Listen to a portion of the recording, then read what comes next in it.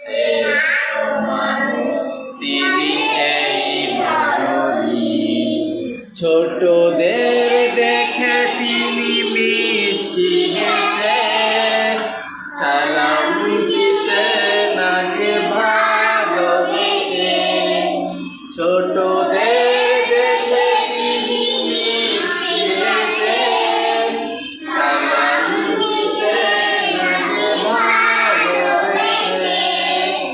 চোখ দুটো ছিল তার শান্তির নীর, চোখ দুটো ছিল তার শান্তির নীর। পরম ঠিকানা তিনি গরিব দুঃখীর, পরম ঠিকানা তিনি গরিব দুঃখীর।